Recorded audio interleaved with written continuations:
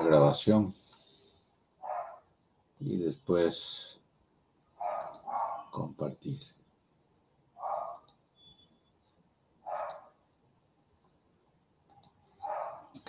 Ya, a ver. Nos quedamos acá, ¿no es cierto? El movimiento que vieron ustedes de una fragmento de un material que viajaba dentro del vaso sanguíneo y que se iba por una de las ramas de la aorta, eso se llama embolia, ¿no es cierto? Embolia. Entonces, esto se llama así y significa que es un proceso clínico patológico, consecuente de la aparición de ¿qué? De un émbolo. ¿Y un émbolo qué es? Es una masa intravascular sólida, principalmente, que es la mayoría de las veces, líquida, puede ser líquido, o gaseoso, capaz de obstruir un vaso transportada por la sangre desde un lugar de donde se originó hasta un sitio distante donde se va a quedar enclavado. Ese es un émbolo. Embolia es el proceso clínico patológico, es el movimiento, en otras palabras. Ahora, el destino final de estos émbolos depende de dónde aparecieron. O puede ser en la red arterial pulmonar, que es corto, pequeño. Puede ser en la red arterial del circuito mayor, o sea, el sistémico, que puede aparecer en cualquier lugar. O también puede ser en las ramas intrahepáticas, ¿ah? A partir de una vena, de la vena porta, por ejemplo. Es una pequeña red venosa, pero ahí está. Entonces, lo que también tiene que entenderse es que los émbolos sirven, por ejemplo, de dos cosas que puede estar incluidos. Puede ser un émbolo séptico, donde transporta gérmenes, o puede ser un émbolo tumoral, porque va a arrastrar células tumorales y va a salir eso, células tumorales. Esa es una embolia tumoral, un émbolo tumoral. Si vamos a decir que esa es una masa de tejido tumoral, es un émbolo tumoral. En anatomía patológica se describe eso. Tumoral puede ser generalmente en los vasos sanguíneos, la vena principalmente. Puede ser al sistema linfático, que es más fácil que se vaya por los vasos linfáticos. Eso es una embolia tumoral, con émbolos de células neoplásicas.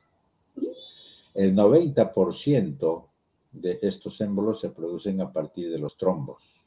O sea, tiene que haber un origen. ¿Ya? Y como ya les dije, hay embolia de diferente tipo. Hay émbolos grasos, una grasa, cómo se metió la grasa, por ejemplo, dentro del sistema venoso o vascular, a partir de una ruptura de la vena, donde hay una solución de continuidad y una fractura, por ejemplo, que puede haber, rompe el tejido adiposo que está adyacente y eso se mete al sistema venoso y por ahí va a viajar. El émbolo gaseoso, que es el nitrógeno, ese gaseoso dentro del vaso sanguíneo a partir de una presión atmosférica bastante fuerte. Eso ocurre con los buzos. Por eso tienen problemas a veces los buzos y tienen que salir muy lentamente cuando están en profundidades, porque si no es un problema serio. El émbolo del líquido amniótico. Ustedes saben que el líquido amniótico, ¿no?, en el momento del parto, por ejemplo, puede romperse el útero y meterse al sistema venoso que está en en las partes laterales del útero. Y se va a meter por ahí el émbolo séptico, ya les dije. Hay un término que es interesante, que es la tromboembolia, que es un fenómeno en la cual comienza como un émbolo y termina como un trombo. Ya vamos a verlo. Ustedes ya hicimos la definición de un trombo, ¿correcto? Entonces, si ese émbolo se clava en un vaso sanguíneo porque ya no puede pasar porque el diámetro es de ese tamaño del vaso, eso con el tiempo va a lesionar al endotelio de ese vaso y se va a adherir firmemente a unas partes, si no todo, generalmente es una parte de ese vaso y se convierte en un trombo. Acá están viendo ustedes un émbolo. Miren el color.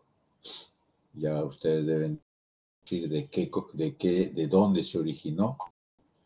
Está llegando por este vaso sanguíneo y se ha bifurcado. ¿Por qué? Porque el vaso sanguíneo se ha bifurcado en dos lados, derecha e izquierda. Y ahí está cabalgando. Aquí arriba a la derecha están viendo muy nítidamente lo que es un émbolo.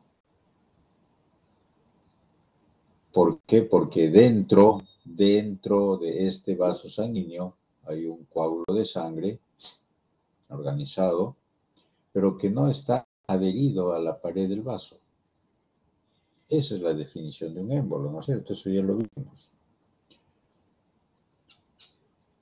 ¿Qué va a suceder en esta condición? Que va a ocluir a este vaso, a esta arteria, vamos a suponer que sea una arteria, o una vena, cualquiera de los dos, y va a producir un problema de un daño en el tejido en la cual o está saliendo o va a irrigar. Depende si es arteria o vena. En este caso, por ejemplo, estamos viendo un pulmón aquí abajo, el parénquima pulmonar, donde se ve los septos pulmonares totalmente llenos de sangre, pero que a la vez también dentro de los alvéolos se ve sangre, o sea que está ya saliendo. Y no solo eso, sino que estos septos pulmonares ya no se ven con la calidad de ser viables. Quiere decir que están teniendo un problema de viabilidad. ¿Qué significa? Que si están en condiciones de seguir funcionando porque las células todavía están vivas, en otras palabras. ¿Ya?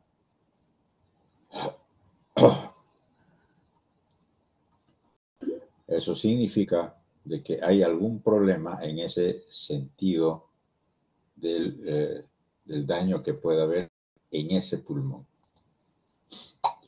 Acá, por ejemplo, veamos esto. Este es un pulmón. Aquí están viendo ustedes arriba a la izquierda, parénquima pulmonar. Y esto es un trombo o un émbolo. Depende cómo lo vean. Nosotros acá, con una forma macroscópica, podemos decir que hay un fragmento de coágulo metido dentro de la luz de este vaso y que debe estar produciendo algún problema o pudo haber tenido algún problema, así que es una autopsia, que ha causado la muerte de este paciente. Así de simple. Es un émbolo muy grande, masivo, grande, que ha llegado al pulmón. No decimos que es un trombo, porque es muy raro que en esta condición se forme un trombo. Más es la opción de un émbolo. Esto, por ejemplo, ¿qué es? ¿Un trombo o un émbolo? Aquí están viendo que prácticamente no hay luz o un pequeño espacio entre este coágulo que está dentro de la luz de este vaso y el endotelio. No la hay. Aquí hay un poquito. Aquí parece justo cuando lo han cortado un poquito, pero aquí no, está pegado. Entonces decimos que esto debe ser un tromboémbolo, porque llegó, se clavó aquí y se adhirió firmemente. A partir de un émbolo se ha convertido en un trombo. Aquí abajo hay muchos casos, muchos pacientes que tienen problemas de embolia pulmonar. Esto también es una fotografía de un vaso sanguíneo del pulmón, ¿ya? De la arteria pulmonar, en la cual en la autopsia se abrió ese vaso y se encontró que dentro de ese vaso había estas tiras. ¿Lo ven? Esas tiras, ¿ya?, nos demuestran de que esto ya ha sido organizado, está organizado, porque son firmes, y que nos indican que en algún momento ha habido aquí un émbolo, que se clavó, se fijó, el paciente no falleció, ¿ya? Debe ser una arteria no tan grande, y que en el transcurso del tiempo, ¿ya?, hizo lo que vimos en la clase anterior, de cuál es la característica de un émbolo, de un trombo, porque aquí ya se convirtió en un trombo porque se pegó acá. ¿Cuál es la evolución de un trombo? ¿Ya? Entonces, lo que ha sucedido aquí es que se disolvió, hizo la resolución, pero quedó la huella de algunos fragmentos de ese trombo que se quedaron como tiras o como bridas. ¿Ve? Miren esto. Esto, cuando el patólogo ve esto, dice, aquí hubo un trombo. Y solamente quedan las bridas de la resolución que tuvo. Por lo tanto, es interesante que el pulmón sufre una serie de eventos como ese. Como ya dijimos, el 90%, por ejemplo, de las embolias pulmonares aparecen en venas profundas de las extremidades inferiores. ¿Ya? Se presentan también en las venas iliofemorales.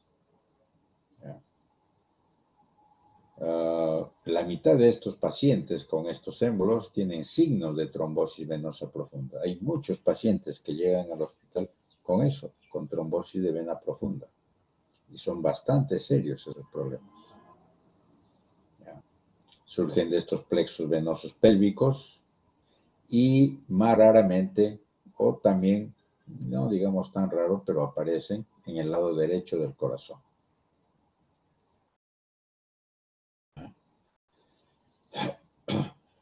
Es más raro, eso sí, que aparezcan en las extremidades superiores. O sea, los brazos, mucho más raro. Entonces, a veces no producen condición clínica, como está ahí, ¿ya? Se organizan, han visto, se incorporan, forman los trombos, ¿ya? Y se convierten en en tromboémbolos cuando se organizan, se pegan, se fijan al vaso, ¿ya? Y al final, cuando eso se resuelve, quedan esas pequeñas tiras fibrosas muy delgaditas dentro del vaso sanguíneo.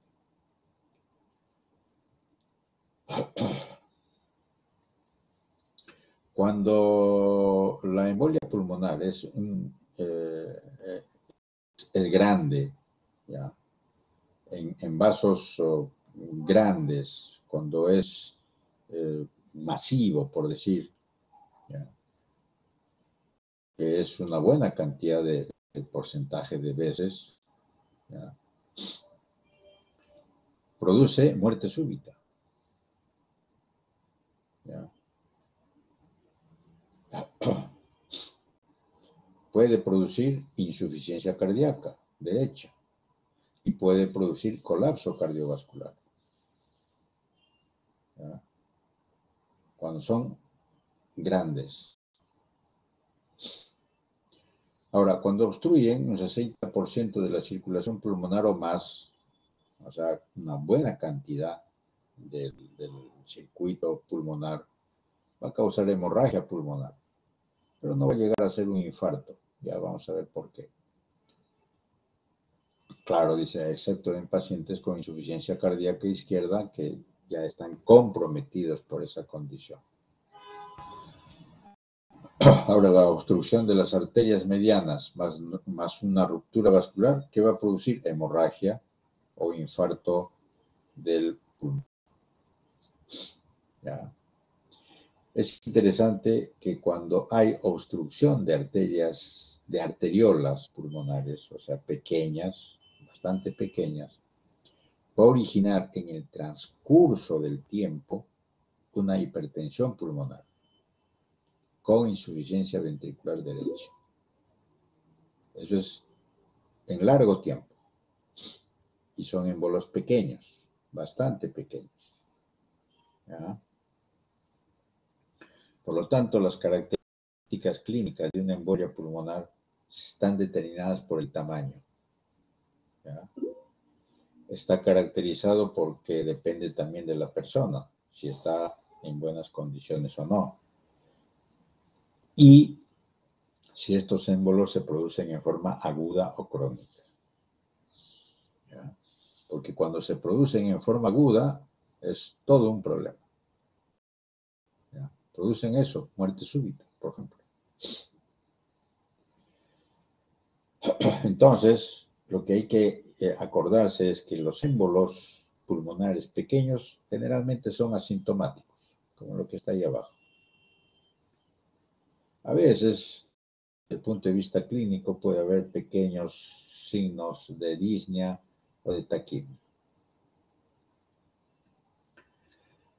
Puede haber infarto pulmonar, sí, y ese va a tener síntomas. ¿Ya?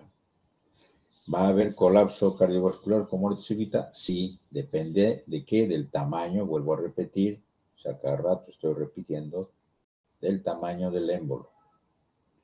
¿Ya? Cuando, por ejemplo, ¿qué cosa es tamaño del émbolo? Cuando el émbolo es tan grande que colapsa la arteria pulmonar, o una de las ramas, o las dos ramas, si se cortan en dos, se tapan las dos arterias pulmonares y fatal.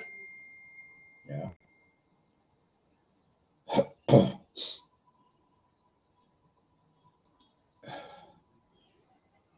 Y claro, y el último es, vuelvo a repetir, cuando son pequeños, cuando son asintomáticos y cuando van progresivamente en el transcurso de los años a hacer microémbolos, va a producir esto que es la hipertensión pulmonar y la falla cardíaca.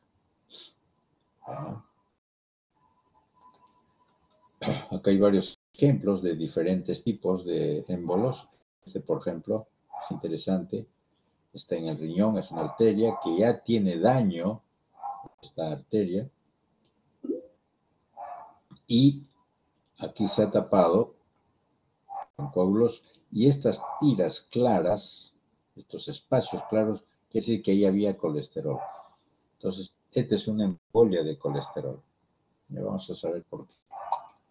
Este es un típico trombo, ¿eh? Prácticamente está todo tapado, pero miren la arteria. Es una arteria muy dañada. Miren esta pared. Ya vamos a saber cuál es el problema. Aquí es una embolia de médula ósea. No es grasa solamente. Aquí hay tejido adiposo, pero entre estas, miren esta cantidad de células. Es típico de médula ósea. ¿Cómo llegó ahí? Por una fractura de un hueso largo. Y se metió a la vena que estaba cerca y se hizo el émbolo. Este otro, esta parte de aquí que estoy señalando es un émbolo séptico. Pero llegó un momento en que este émbolo llegó al pulmón, dañó este pedazo de la pared de esta arteria y se quedó fijo. Entonces sería un tromboémbolo séptico o un tromboséptico. Estas áreas moradas, oscuras, es colonia de gérmenes. Sobre esto, ¿qué hay? Miren aquí, se ha comenzado a formar un coágulo, ¿no?, grande para formar todo esto un trombo que tiene dos partes. Uno que es séptico y este es un trombo de coágulo sanguíneo. También para decirles que un trombo tiene estas tres partes, o tiene partes: la cabeza, el cuerpo y la cola. Si esto se rompiera en algún sitio para formar un émbolo de este trombo, ¿dónde se rompería? Aquí, en la cola. Es el más frágil. ¿Tienen la idea? Y ese va a viajar. Va a viajar este pedazo hasta alojarse en una de las ramas pequeñas y bloquear el paso de la sangre. A eso se llama primero isquemia y después infarto. Isquemia es suministro inadecuado y o insuficiente de sangre a un tejido. No es la muerte del tejido, es simplemente que ese tejido va a sufrir porque está llegando muy poca cantidad de sangre. Se está yendo muy poquito o está viendo un espacio muy poquito para que llegue poca sangre a ese tejido. No ha muerto y eso se llama isquemia. Infarto es la necrosis de ese tejido porque se ocluyó totalmente el vaso sanguíneo, ya sea arteria o ya sea. Eso se llama necrosis coagulativa. Entonces, ahora vamos a ver los tipos de infarto que les estaba mostrando en antes.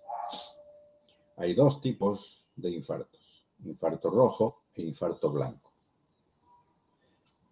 Digo rojo y digo blanco en términos figurativos porque es lo que más se parece a un rojo y se parece a un blanco. No necesariamente son así. En medicina no hay nada preciso, no hay nada exacto. Algunas cosas sí, pero la mayoría no. Entonces, por ejemplo acá, este es un pulmón, este es otro pulmón. Aquí, toda esta zona es un infarto rojo. Acá. Esta es la base del infarto, ¿ya? Y este es el vértice. No es exacto como si fuera una figura geométrica, no. Es lo más parecido a la figura geométrica, pero no es exacto. Acá es más irregular. Este otro, igual. Miren esta zona. Acá sí es más rojo, ¿no es cierto? Pero es lo mismo. Decir rojo acá o decir rojo acá, acá en este tipo de cosas es lo mismo. La base es esto. Y el vértice es esto. Es como si fuera un triángulo o un cono o una pirámide. Aquí también se está formando. Todavía está irregular. Pero ya se nota que son zonas de infarto. ¿Ya? Ahora, ¿por qué se produce esto? En el sentido de que hay una rama de la arteria o del vaso, o del vaso sanguíneo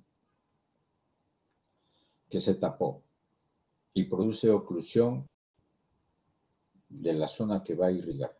Por lo tanto, no llega la sangre. ¿Correcto? Esa es una zona de infarto, por lo tanto va a haber lo que se le llama la necrosis. ¿Ya? ¿Por qué rojo o por qué blanco? Eso depende de qué, de las condiciones de la circulación de ese órgano. ¿Ya? Ustedes saben por anatomía que hay diferentes tipos de irrigación. Irrigación doble, irrigación paralela, hay con anastomosis, con algunas escasas anastomosis o con múltiples anastomosis. ¿Ya?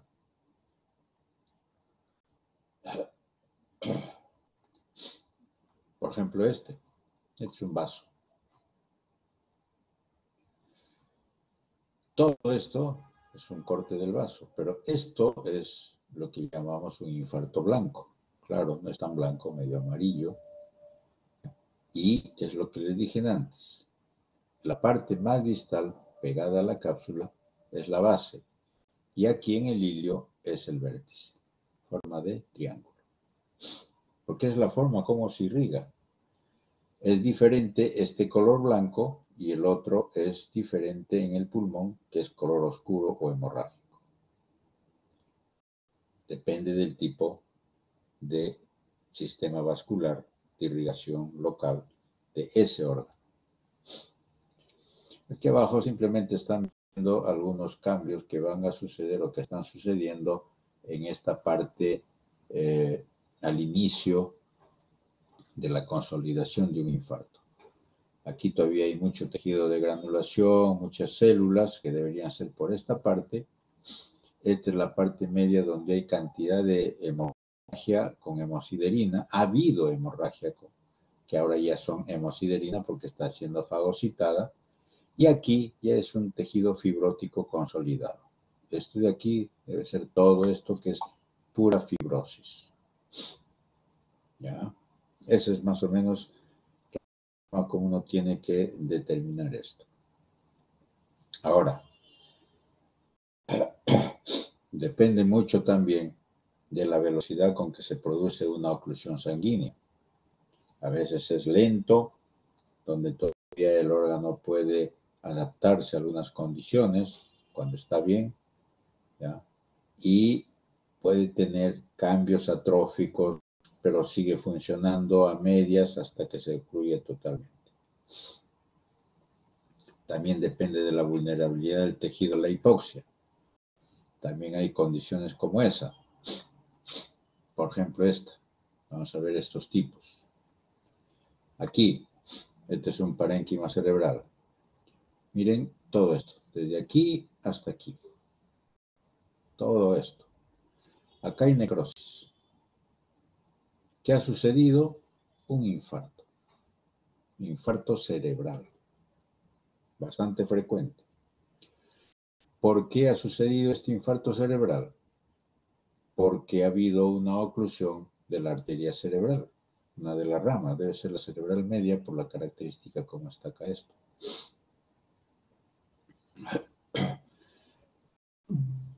Ahora, aquí hay los dos colores. Esto de aquí, que es medio palidón, y aquí está hemorrágico. Eso depende del tiempo en que ha sucedido este infarto. Mientras que aquí, este es el más antiguo, que ya se está haciendo hemorrágico, este todavía tan antiguo y que todavía hay. Me refiero a antiguo en horas, ¿eh? No son meses ni nada. ¿Ya? Ahora, un infarto aquí en el parénquima cerebral es muy diferente, ¿no? A un infarto, por ejemplo, en el corazón, digamos así. En el corazón, ¿cuánto tiempo todavía tiene el miocito para que pueda haber un infarto? Suponiendo que se ocluya la luz del vaso de la arteria coronaria. Todavía tiene un tiempo de sobrevida el miocito. ¿Ya? Bastante tiempo. 20 minutos, 30 minutos, algunos le dicen. Eso creo que ya lo vimos. Mientras que en el cerebro son 3 minutos y se muere la neurona. ¿Ya? Depende de la vulnerabilidad del tejido a la hipoxia. Y también depende de la persona. Hay personas, por ejemplo, una persona de 80 años no es la misma de una persona de 20 años. Los vasos sanguíneos en la persona de 20 años es mucho más sana, de tal modo de que un daño en un sitio puede ser suplido, arreglado, porque los vasos sanguíneos están bien todavía. En cambio, uno de 80 años ya tiene mucho daño vascular, por lo tanto, no va a soportar un problema de oxígeno en la sangre. ¿Por qué? Porque el pulmón ya no está bien. Por lo tanto, la cantidad de oxígeno en los hematíes no es lo mismo de un muchacho de 20 años a un hombre de 80 años. Casi digo muchacho de 80 años. Bueno, este otro, ya vimos, es un infarto en el pulmón. Es rojo. Si estiran aquí, todo esto, si lo estiran, esta es la base, porque acá está la pleura. ¿Ya? La base es mucho más grande que la parte intraparenquimal. Aquí abajo. Acá hay dos. Comencemos por este. Este es un segmento de intestino delgado. Aquí a esto le llamamos infarto blanco, aunque no necesariamente es un infarto blanco, y eso está relacionado íntimamente a el sistema vascular que lo irriga al intestino. ¿Ya? Pero aquí el problema fue arterial. Se tapó una arteria. ¿Ya? Este es intestino delgado. Entonces, dentro de los problemas más frecuentes que se ve en emergencia de personas de 70 años para arriba, es porque hay trombosis de las arterias. Y una de las arterias que más sufre es la mesentérica superior. Y produce bloqueo y por lo tanto no llega la sangre a cantidad de intestino delgado. Y ahí está. Este otro, más bien, es de una persona de 20 años.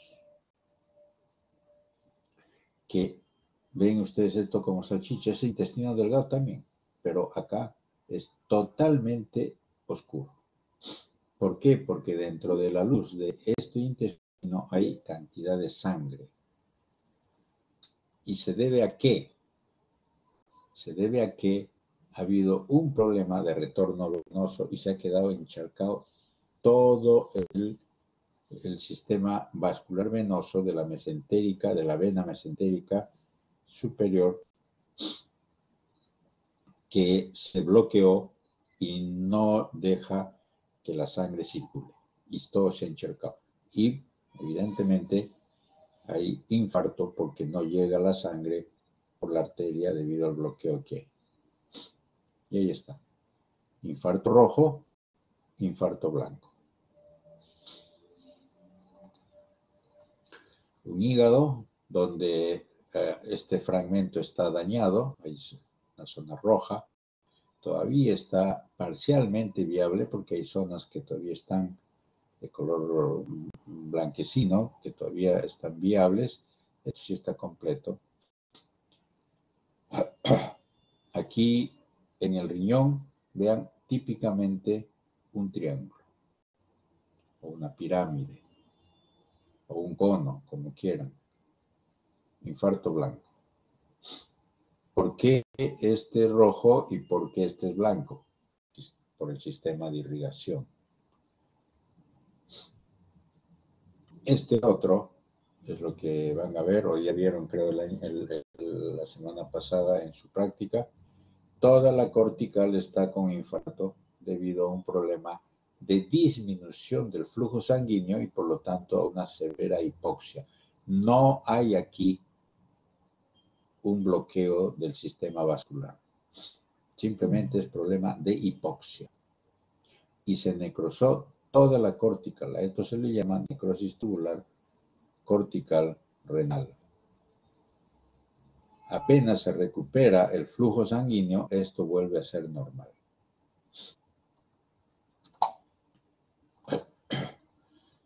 Corazón, miren acá, esta zona, acá hay dos partes, la zona blanquecina, que ya está consolidándose mucho esta zona del infarto, pero igual hay una zona hemorrágica porque eso, infarto blanco o infarto rojo, depende del tiempo en que esté sucediendo ese problema. Como ha habido toda una gran cantidad de infarto acá, los vasos capilares que estaban acá, las arteriolas que estaban en esta zona del infarto, también se mueren. Y por lo tanto va a haber extravasación de sangre y hacen la parte hemorrágica. Ya vimos lo del parénquima cerebral acá. Todo esto se ha necrosado. Lo interesante en el cerebro es que en el cerebro no hay necrosis coagulativa. Ya ustedes les han dicho el otro tipo de necrosis que tiene el cerebro. Y lo otro es que, a diferencia del corazón, toda esta zona de infarto que ha habido, o sea que se murió el tejido, el miocito, toda esta zona, es reemplazado por tejido fibrótico, tejido de reparación. Eso ya lo vieron al principio. En cambio aquí, en el cerebro, todo esto de acá no va a ser reemplazado. Simplemente vienen los macrófagos y se llevan todo el tejido necrosado, fagocitan y lo desaparece. Y queda así, un espacio, un hueco. No es reemplazado por nadie. Y este otro, están viendo este dedo con una zona de necrosis, hemorragia, ¿ya? Que al principio fue infarto blanco y después por la lesión de los vasos muy pequeños se ponen así de este color, negro, acartonado, duro y a veces ya con procesos infecciosos. Aquí hay uno, acá hay otro y acá hay otro. ¿Qué significa? Que el sistema vascular arterial periférico, o sea, del miembro inferior, está bastante dañado, que ha ocluido la arteria que irriga estas zonas. Está produciendo infarto. Ese es un problema muy serio que se presenta en estas cosas.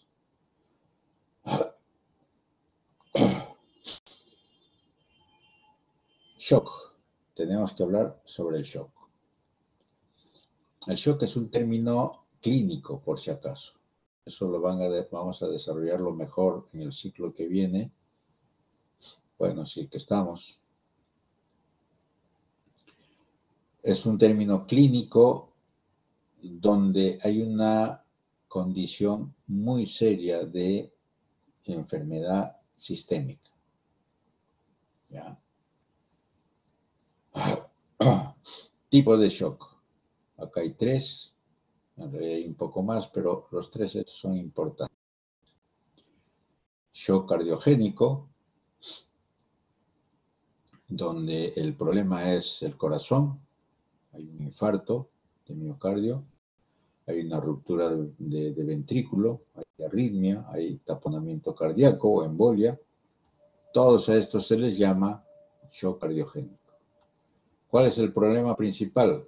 Es un problema de la bomba, o sea, del corazón propiamente dicho. Es una falla del miocardio, del miocito. Eso se llama falla de la bomba. El shock hipovolémico, por su nombre mismo lo indica, falla, no hay sangre por una hemorragia terrible que puede haber, o una pérdida de líquido, vómitos, diarreas, quemaduras, traumas, donde hay gran pérdida de líquido. Ese es el hipovolémico. Y ese es inadecuado volumen de sangre. El shock séptico es típicamente infeccioso. ¿Ya?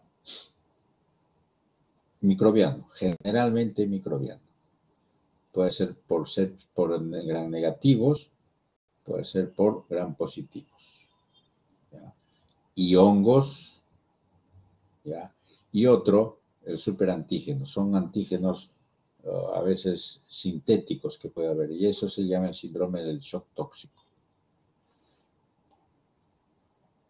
Y aquí el problema está en la característica patogénica, ¿ya? Donde hay gran actividad del sistema inmunológico, ¿ya? Donde hay leucocitos que van a producir problemas, va a haber intravascular diseminada, va a haber activación de citoquinas, va a haber dilatación periférica, vasodilatación periférica y daños endoteliales. Entonces, como ven aquí,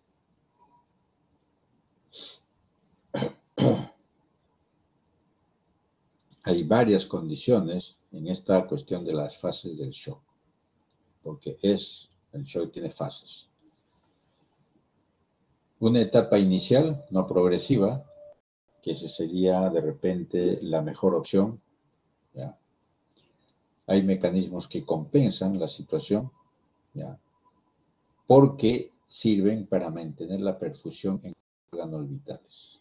Todo depende de la perfusión, o sea, de la sangre que va a llevar el oxígeno, ¿ya? Entonces, este sistema de compensación tiene clínica, mucha clínica, que eso ya lo van a aprender. Piel fría, tibia, pálida, hay vasoconstricción, pero en el shock séptico es otra cosa diferente, como dilatación. Entonces depende del shock, y aquí arriba está el tipo de shock. La otra etapa es la etapa progresiva. ¿Ya? Se caracteriza por una hipoperfusión tisular. Hay una severa disminución del volumen de sangre en los tejidos. Y por lo tanto hay un empeoramiento del trastorno circulatorio y metabólico. ¿Qué va a aparecer? Acidosis. Y la acidosis está íntimamente relacionado a que aparece el ácido láctico. ¿Por qué? Porque el metabolismo es anaeróbico, porque no hay suficiente cantidad de oxígeno. Es lo que se le llama la glicólisis anaeróbica. Y por eso disminuye el pH en la sangre. Y allí sí es fatal. Una cantidad de pacientes acá ya no se van a recuperar. Hay un poco porcentaje que sí puede todavía, dependiendo de los cuidados que pueda haber, recuperarse. Y la última etapa es lo que se llama irreversible. Ya no hay supervivencia, ¿ya? Hay daño tisular severo, ¿ya? Hay coagulación intravascular diseminada, el tiempo parcial de protrombina, el tiempo de protrombina están totalmente prolongados, hay trombocitopenia, hay anemia hemolítica microangiopática, y estos defectos hemodinámicos ya no es posible corregirlos. ¿Ya? Aquí están los síntomas.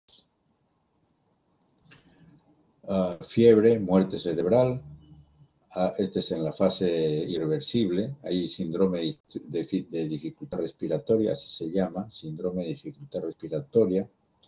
Hay necrosis en miocitos. Hay hiperplasia vascular, acá esplénica, mejor dicho, congestión hiperplasia esplénica. Hay hemorragia en los centros lobulillos del hígado.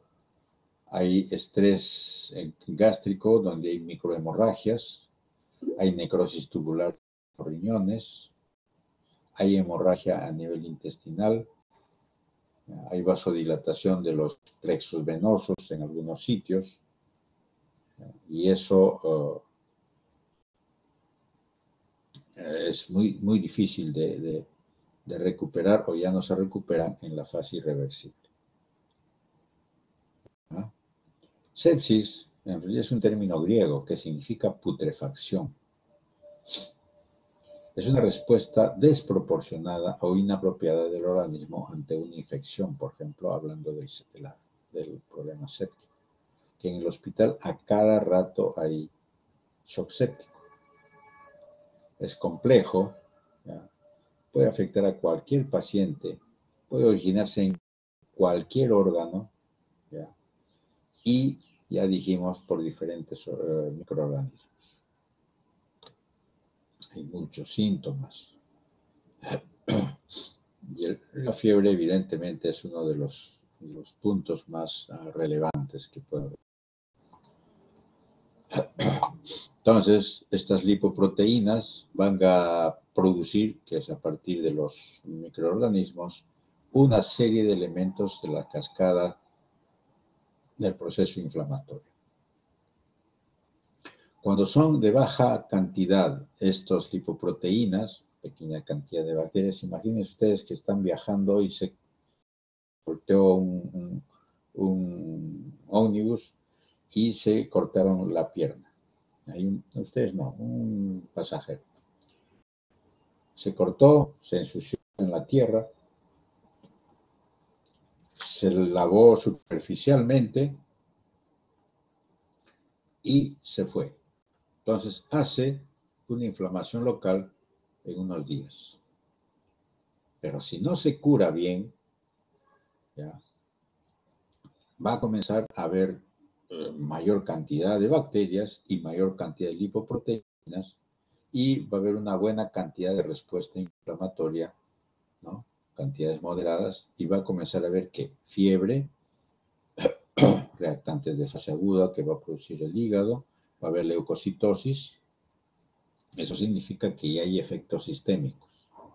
Pero si eso persiste en el tiempo, va a haber cantidades altas de la respuesta inflamatoria y evidentemente va a haber daño ya multisistémico, y a eso se le llama shock séptico, como ya lo vimos.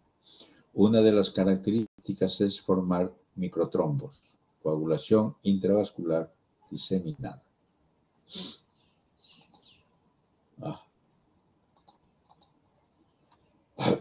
Y este es más o menos la patogénesis molecular, ¿no?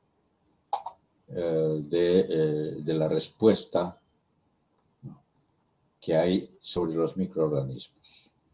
Todo esto, donde comienza a haber activación de los factores de la coagulación, activación de los neutrófilos, de los monocitos, activación del endotelio, de los endotelios en todo el cuerpo, donde va a haber elementos procoagulantes, antifibrinolíticos, va a haber las interleuquinas, el óxido nítrico y en fin una serie de elementos, especialmente de los reactivos de oxígeno, de los reactantes esos, porque no hay oxígeno y va a aparecer radicales libres de oxígeno. Va a haber apoptosis. Todos estos elementos moleculares que se activan, va a llegar a ¿qué? A producir ¿qué? Microtrombos, ya dijimos, coagulación intravascular diseminada. Hay casos en que va a haber una vasodilatación con mayor permeabilidad de los vasos. Va a haber efectos sistémicos, ya vimos, y va a haber inmunosupresión. Por lo tanto, los tejidos primero van a ser isquémicos, ¿ya?, con insuficiencia adrenal, y después una falla multiorgánica por ese efecto. ¿Correcto? Y el paciente, si llega a la fase irreversible de este shock, se muere. Muy bien, terminamos recién la fase esta del capítulo que vimos en antes, o la semana pasada. Ahora comenzamos la de ahora. Hay que hacerlo rápido ya porque ya no hay tiempo. Vasos sanguíneos. Este es el sistema vascular. Creo que no hay mucho que decirles. Ya esto deben saberlo por anatomía y histología. Esta es típicamente histología, no hay otra cosa. Desde el más grande hasta el más pequeño, que son los capilares. Lo interesante de eso es que aquí la red de estos vasos sanguíneos en el cuerpo está inversamente proporcional. ¿En qué sentido? Las arterias y las venas, las más grandes, ocupan poco espacio. Los capilares y las arteriolas son los que ocupan, y las vénulas son los que ocupan la mayor cantidad de espacio en el cuerpo. Cuanto más grande es la arteria o el vaso sanguíneo, va a haber mayor velocidad de la sangre y mayor presión. En cambio, en los capilares va a haber poca cantidad, poca velocidad y poca presión. En las venas se recupera algo, pero no es mucho. Todos los vasos sanguíneos están revestidos de endotelio. Eso ustedes saben. ¿Ah? Eso ya les dije. Cada parte, cada vaso, vena o arteria o linfático tiene unos endotelios particulares. Se especializan en eso. ¿Ya? Y tienen funciones específicas. ¿Ya? Por ejemplo, hay algunos endotelios que tienen su particularidad, como en los glomérulos, que son fenestrados, o sea, pequeños espacios para que salga el filtro que va a hacer.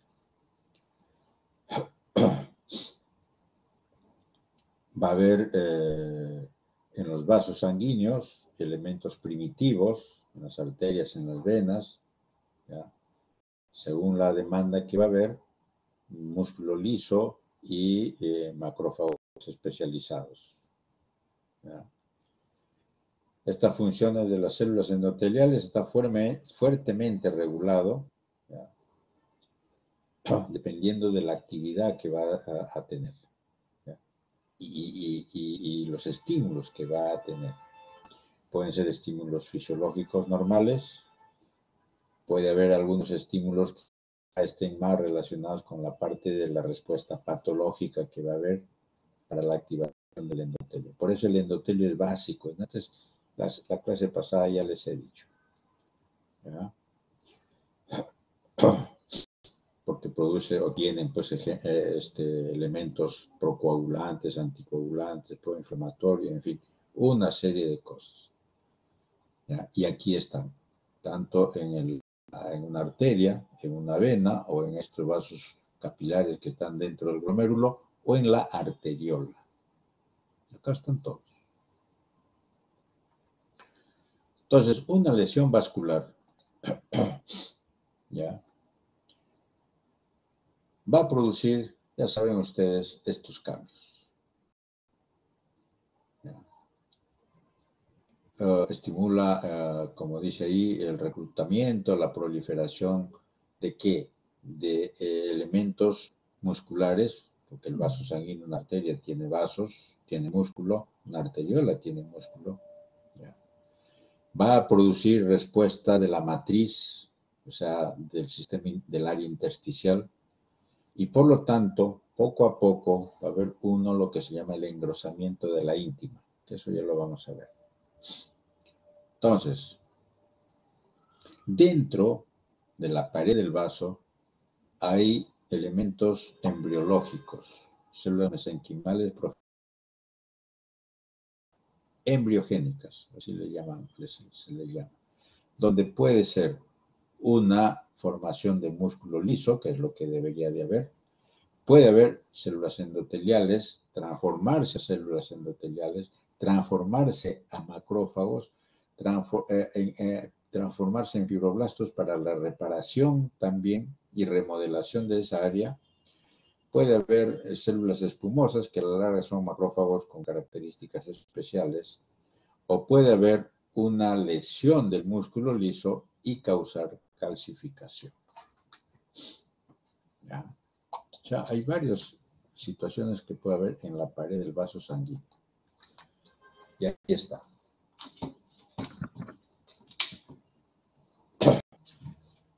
El músculo liso participa en muchos, en el proceso de alteración del vaso. Y uno de esos se le llama arteriosclerosis. Aterosclerosis. Vamos a llamarlo aterosclerosis. Podemos llamarlo arterioesclerosis, que vamos a hacerlo como sinónimos. Los clínicos no diferencian mucho entre ambos, así que nosotros vamos a hacer lo mismo para efectos didácticos. ¿Qué cosa va a hacer el músculo liso? Puede tener capacidad de proliferar, se regula, ¿ya? Las células, ¿no? Dentro de la pared del vaso, y puede producir la matriz extracelular, como son colágeno, elastina, proteoglicanos, y elabora factores de crecimiento y citoquinas. Y miren acá esto, es interesante esta figura. Este músculo, esta célula, que es músculo liso, que es del músculo liso, va a migrar.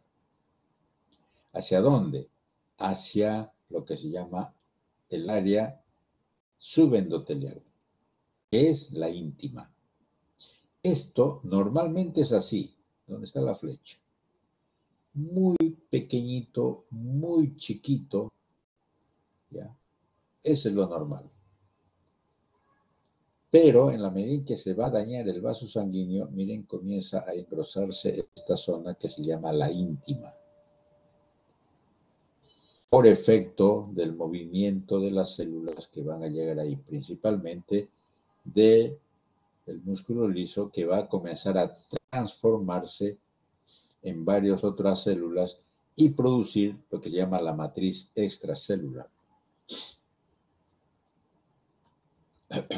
Entonces, esta migración es interesante, ¿ya? Porque va a producir este cambio en el vaso sanguíneo. Una de las primeras cosas que hay que pensar y que va a ser patológico, ¿ya? Es la cuestión de lo que nosotros y todos, en la forma más frecuente que hay en estas épocas en la persona, es la presión arterial. Entonces, un problema de presión arterial va a verse por varias causas. Entonces, la modulación de la presión arterial va a ver esto, por efecto del gasto cardíaco y de la resistencia periférica. ¿Ya? Estamos hablando del vaso sanguíneo y en este caso también del corazón. Normalmente, ¿ya? Vamos a ver esto. Presión arterial, ¿ya? Es lo que se mide, es lo que ustedes todo el tiempo van a aprender a medir. Es el resultado del gasto cardíaco con la resistencia periférica. ¿Ya? El gasto cardíaco está regulado, modulado por el volumen de sangre y por factores cardíacos. Eso ya lo vamos a ver en el siguiente ciclo. Ahora no. La resistencia periférica está regulado por factores humorales que van a causar vasoconstricción o vasodilatación. ¿Ya? Aquí están los vasoconstrictores y acá están los vasodilatadores. Y además va a haber factores neurohumorales. Neurohumorales, beta-adrenérgicos, dilatadores y alfa-adrenérgicos constrictores.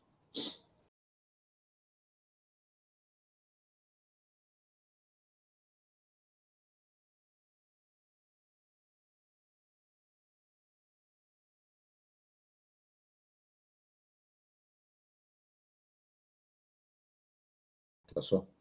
Ah.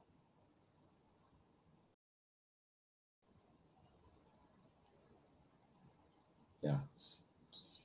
Una presión arterial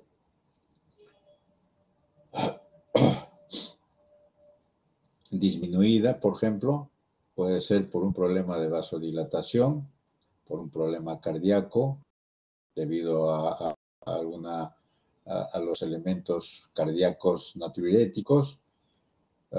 Puede haber una disminución de volumen sanguíneo y que van a actuar sobre una presión disminuida.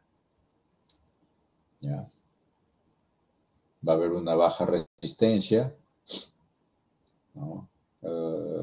Porque hay una alteración del sistema vascular renal y eso va a producir una actividad del angiotensina, lo va a transformar en angiotensina 1, va a haber actividad del endotelio, endotelinas en muchos órganos y va a aumentar, va a tener angiotensina 2, va a actuar sobre la aldosterona y va a retener sodio. ¿Para qué? Para que esta presión baja aumente el volumen de sangre. ¿Para qué? Para que suba la presión sanguínea. Y va a haber vasoconstricción también. ¿Todo por qué? Porque hay una disminución de presión sanguínea. O sea, aquí este gráfico les quiere mostrar que uno tiende a la normotensión y hay mecanismos humorales,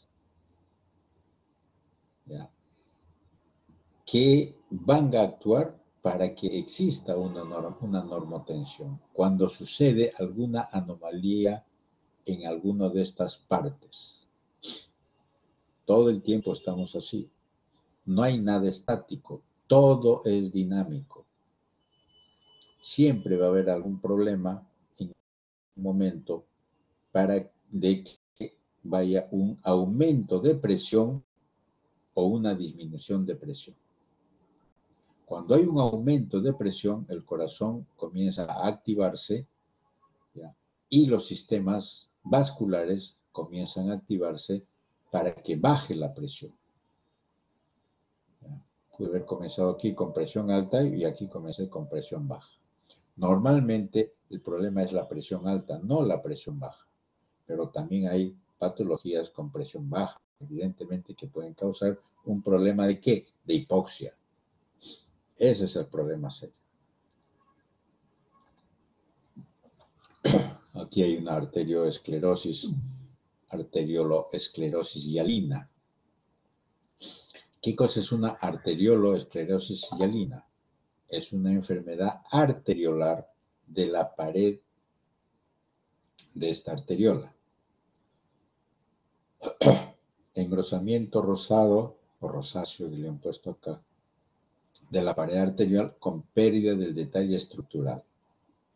Prácticamente no hay músculo o hay poco músculo y es un material hialino que está reemplazando al músculo y está engrosando la pared arteriolar.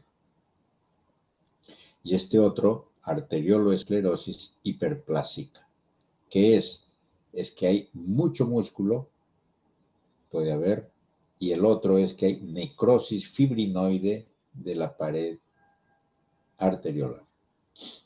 Está en elevaciones agudas o graves de la presión arterial.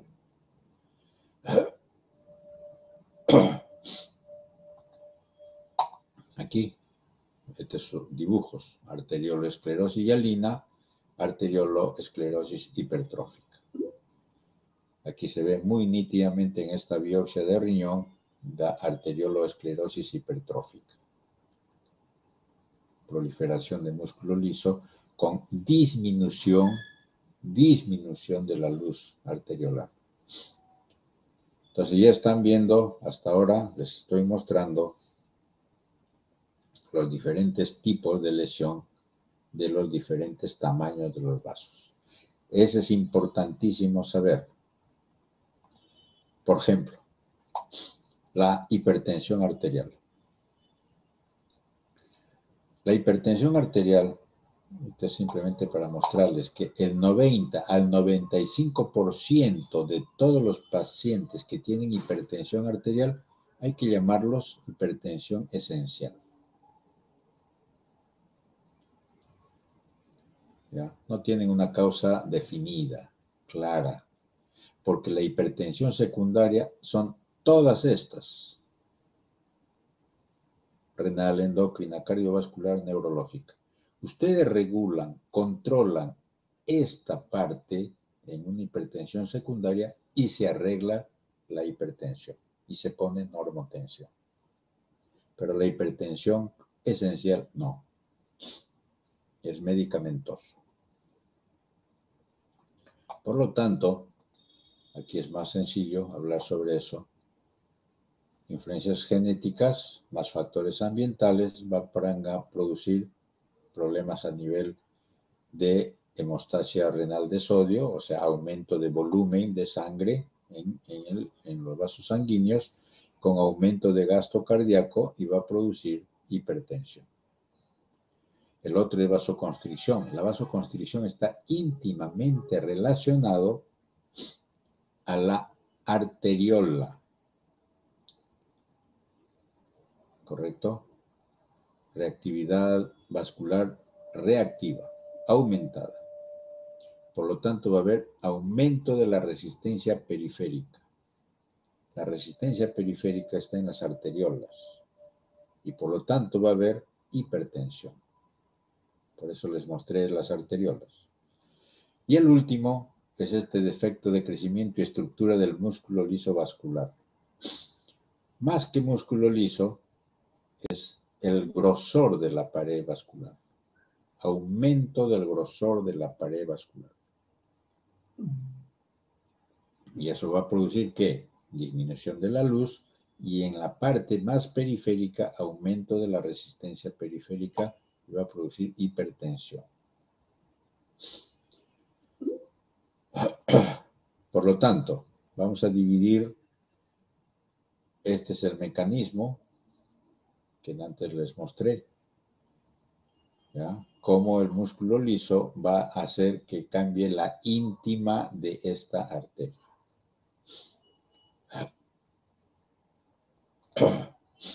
Bien, esto es lo que hemos hecho. Arterioesclerosis. Ya dijimos aterosclerosis o arteriosclerosis, vamos a llamarlo por igual. Esclerosis calcificada de la media, esa es la famosa arteriosclerosis de Monkeberg. No tiene mayor significancia. Y el otro, hiperplasia intimal fibromuscular, que es una anomalía en la cual ahí el músculo está engrosado por un defecto genético. Ahora, ¿por qué es importante estudiar la arteriosclerosis, que es la enfermedad más frecuente y es la causa de muerte más importante a nivel mundial? Hablamos de personas de 70 años para arriba o 60 años para arriba, depende cómo trataron a su arteria. Y este es un ejemplo muy característico de como una paciente. Esto es lo que se le llama factor de riesgo, ¿ya? Para que se produzca un problema cardíaco. Este cuadro. Esto está en Robbins, así que ya lo leen con calma. Simplemente para decirles que hay un estimado en 10 años, pues más o menos proporcional, de qué cosa podría pasar en una persona que, si tiene una presión sistólica de 120, un colesterol de 220, un HDL de 50, que no es diabético, no fuma y no hay alteraciones a nivel de su electrocardiograma, tiene una posibilidad de tener una enfermedad cardíaca muy baja, 5.5 en mujeres y 8.7 en hombres. Vamos al otro extremo. Si esta persona tiene una hipertensión, o sea, una presión sistólica de 160, un colesterol de 260, un HDL de 35, que es diabético, que fuma y que tiene alteraciones en el electrocardiograma, tiene un 56.4 en mujeres y 57.5 en hombres que van a tener un problema cardíaco. Ya está, eso es así de simple. Aquí abajo, riesgos para tener arteriosclerosis, que no se pueden modificar, son problemas genéticos, historia familiar, la edad y ser hombres. Las mujeres cuando comienzan a ser menopáusicas se convierten como si fueran hombres, ya la hormona no le ayuda. Puede ser modificable la hiperlipidemia, la hipertensión, el cigarro, si no fuman, lógico, diabéticos, si no son, y problemas inflamatorios. Hay factores adicionales. Bueno, la inflamación, ya dijimos, la hiperhomocistinemia, ¿sí? Síndromes metabólicos, ese es un problema, el síndrome metabólico, las lipoproteínas, la cantidad que hay en sangre, elementos procoagulantes, ¿ya? La hematopoiesis clonal y otros factores. Por lo tanto, hay una serie de elementos que son causantes para esta situación. ¿Cuál es el problema de los vasos sanguíneos? Este modelo ya va de la arteriosclerosis como una respuesta inflamatoria crónica. O sea, hay un proceso inflamatorio con lesión del endotelio. Condiciones básicas.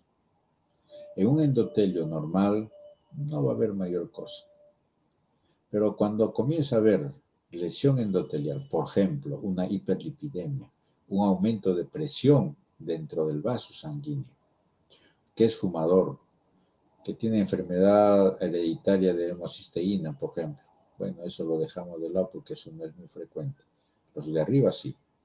Factores hemodinámicos, toxinas, virus. Le han echado la culpa, por ejemplo, al citomegalovirus, por si acaso. Reacciones inmunológicas, por ejemplo, las enfermedades autoinmunes.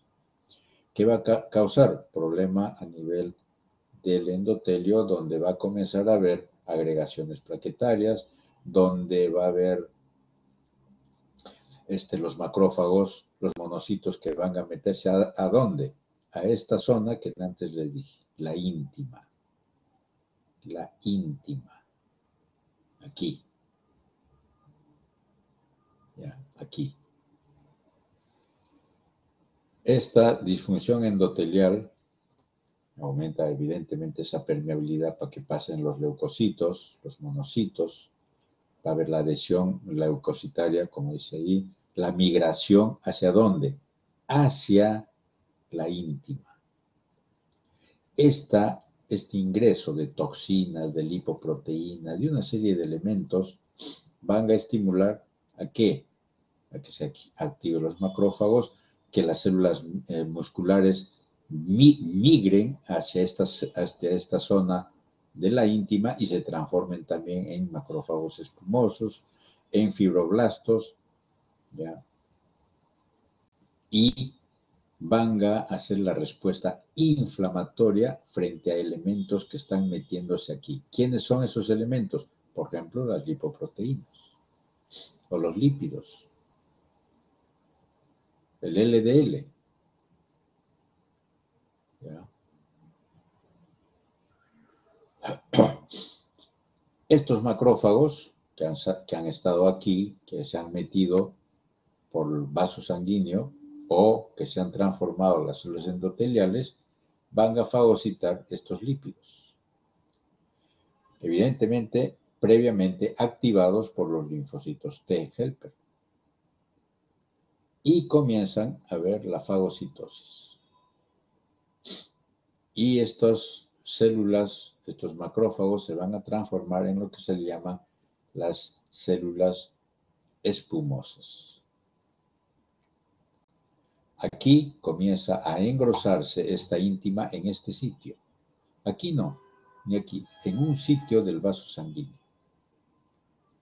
Se engrosa esta íntima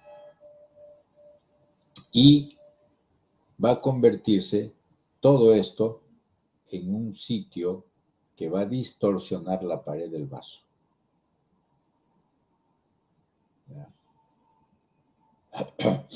La cantidad de macrófagos que han fagocitado este LDL, que se transformaron en células espumosas, van a explosionar, van a reventar y van a vertir hacia el exterior toda la cantidad de colesterol que han sido fagocitados, los lípidos, ¿ya?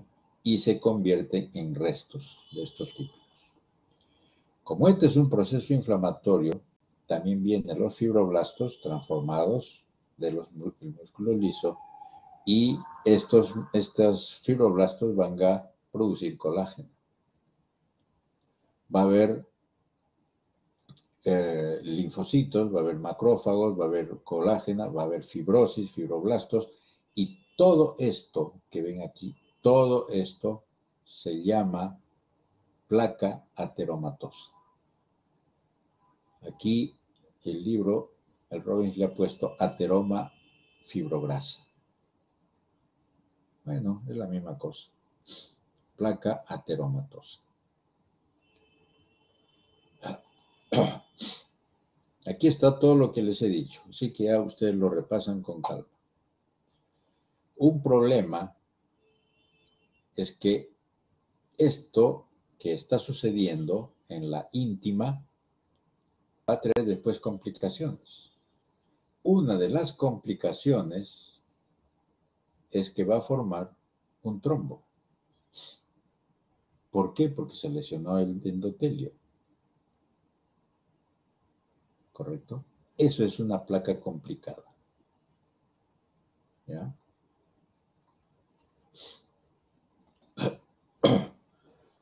Esto es un dibujo para que vean lo mismo que les he dicho, igualito. ¿Ya? Aquí abajo está la arteria y esta es la zona amarillenta, ¿ya? Que está deformado ya, que ha hecho un montículo acá. ¿Ya? De tal modo de que ustedes se acuerdan de lo que les decía de que el vaso tiene que ser liso para que el flujo sanguíneo sea laminar. Con esto dejó de ser laminar.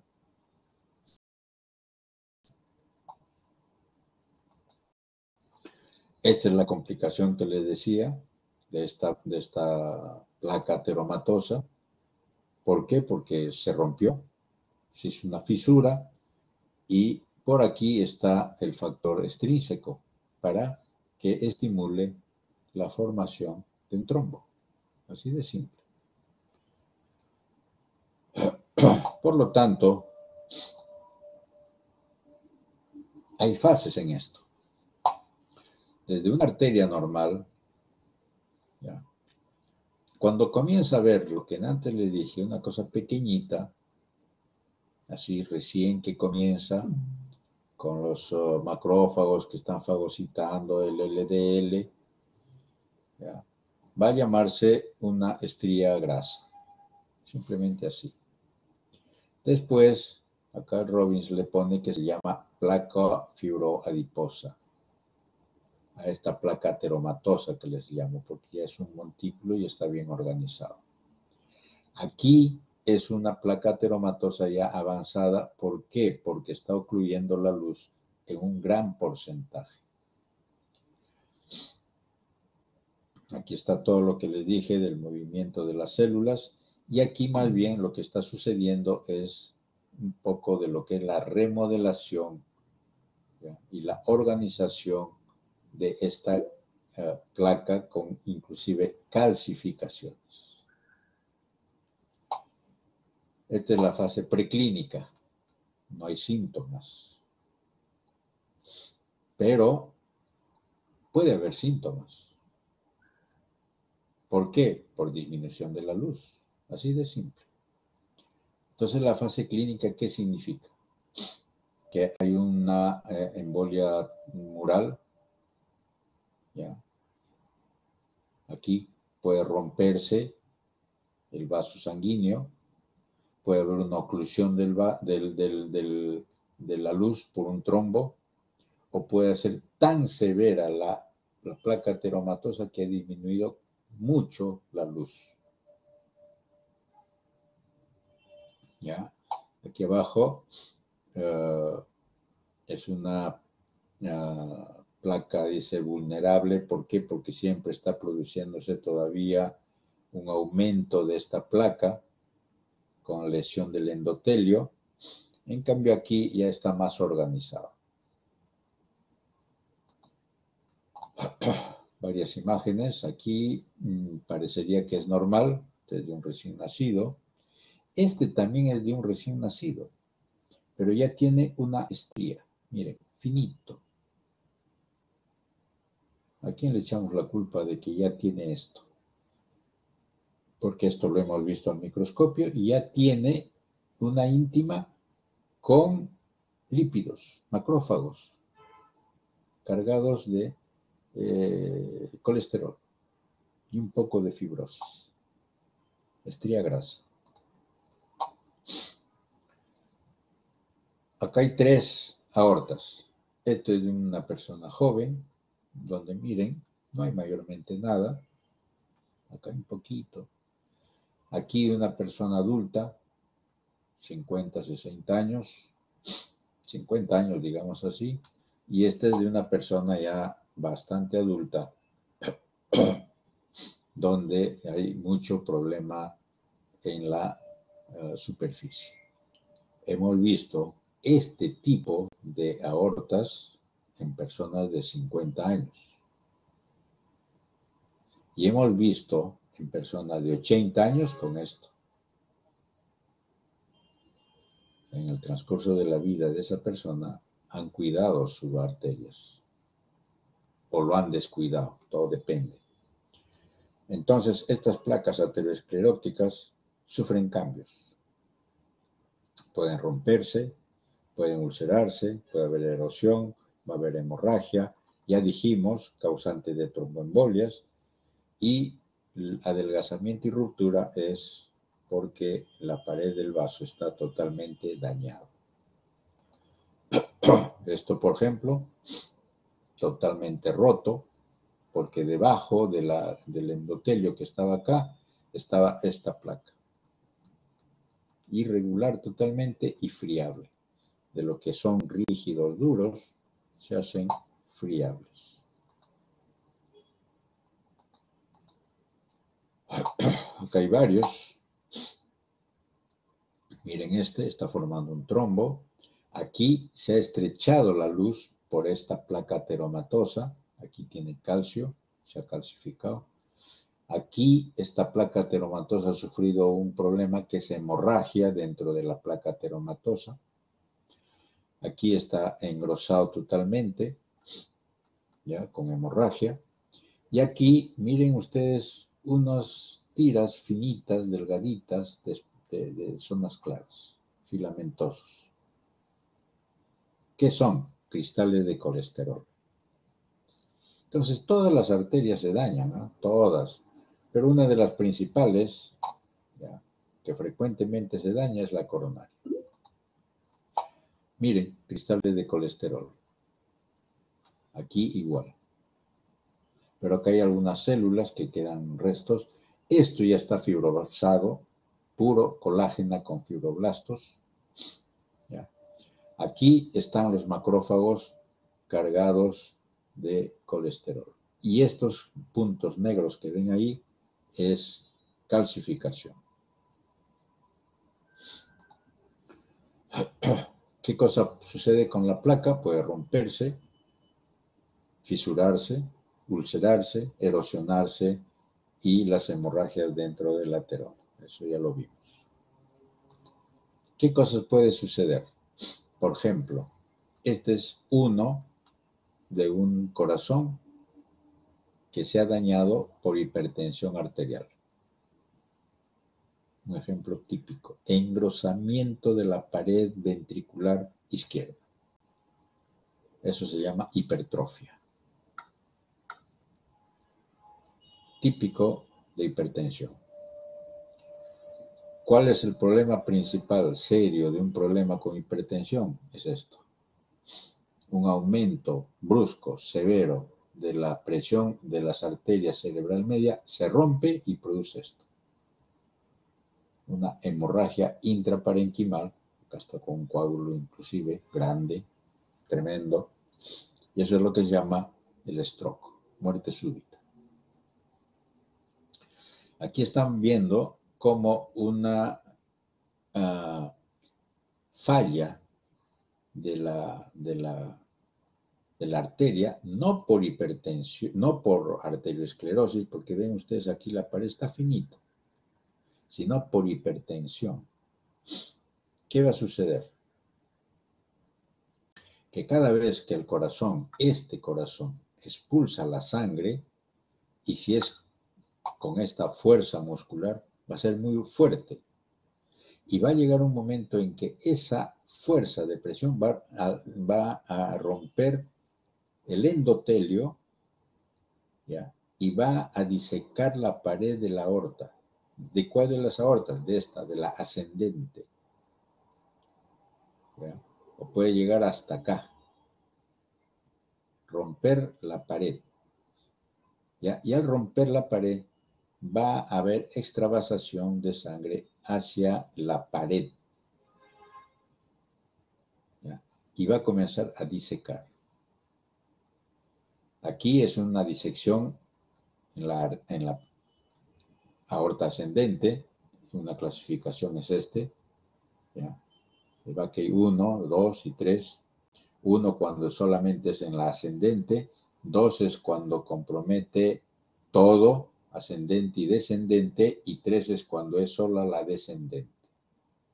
Porque rompió acá y hace disección de aorta. Eso se llama disección de aorta.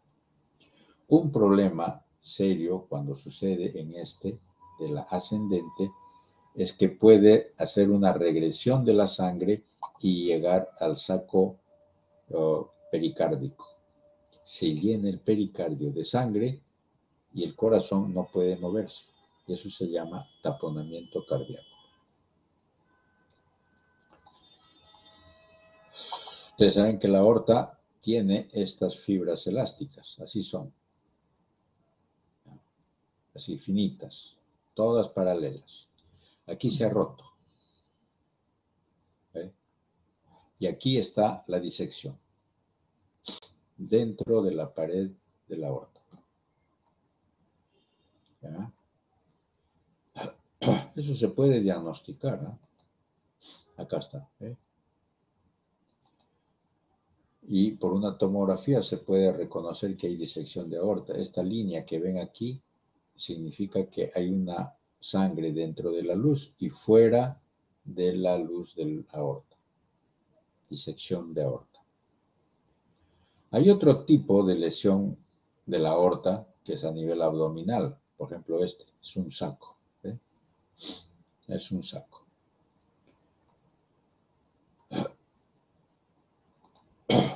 Y aquí se ve, esta es la luz, pero afuera también se reconoce algo porque está coloreado. ¿Ya? Y es esto. Y es debido a que a que hay una severa arteriosclerosis que ha debilitado la pared del vaso y se ha comenzado a dilatar.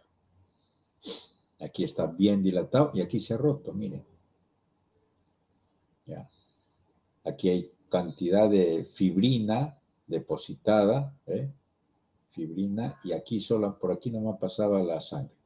Aquí está el coágulo que está tapando a esta ruptura. Esto es un aneurisma arterioesclerótico, así se llama.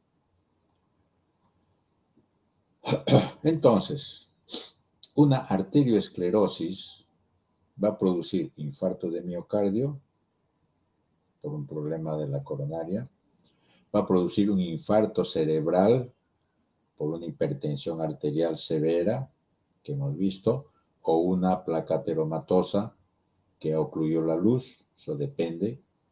Va a haber hipertensión arterial por daño del riñón, principalmente por un problema de presión de la microvasculatura.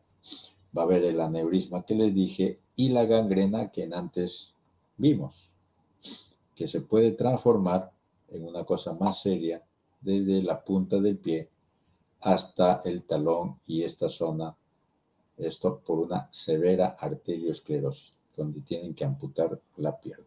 No queda más remedio. Finalmente vamos a ver la vasculitis. Tenemos 5 minutos para eso.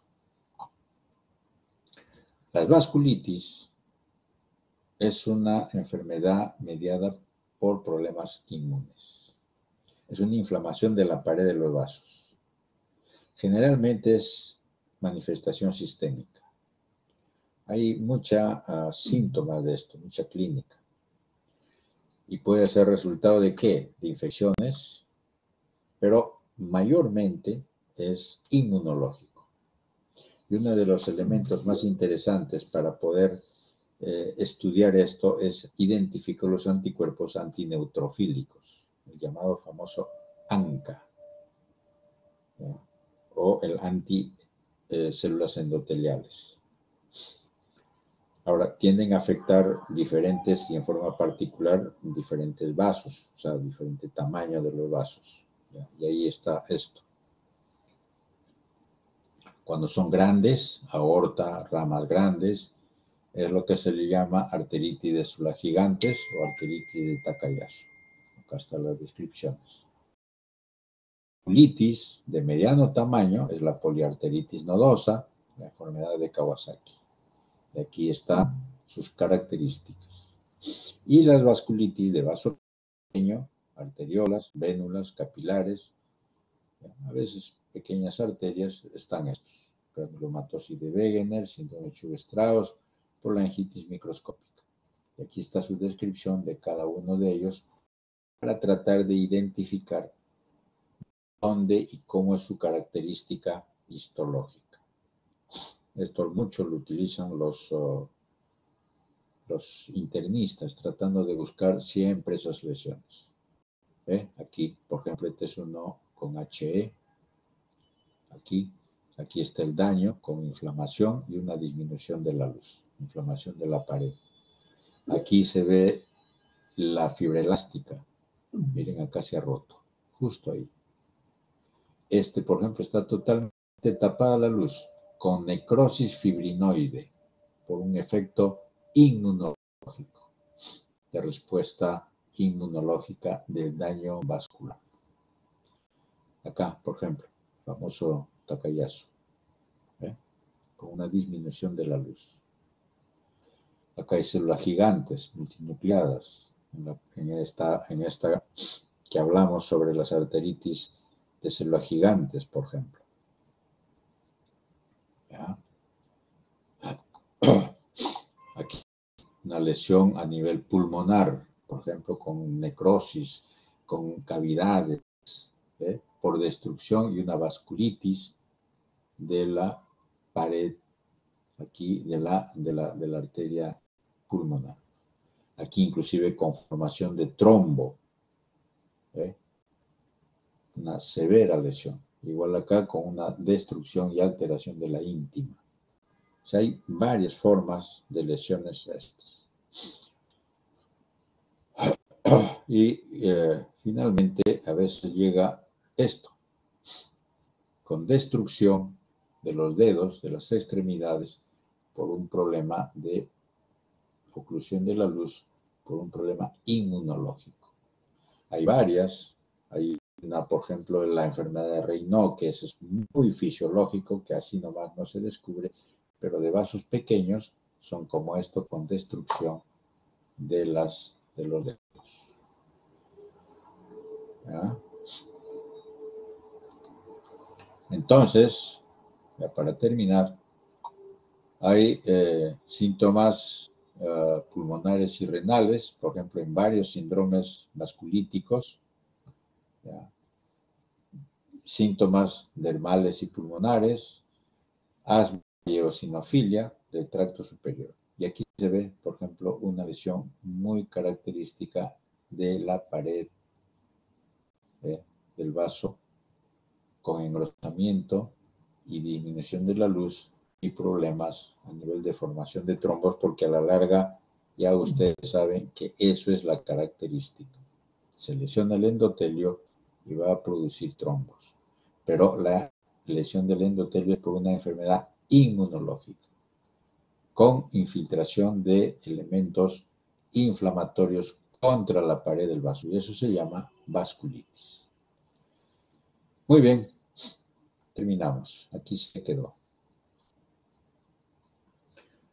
Bien, por mi parte, ya se acabó mi participación aquí en la parte.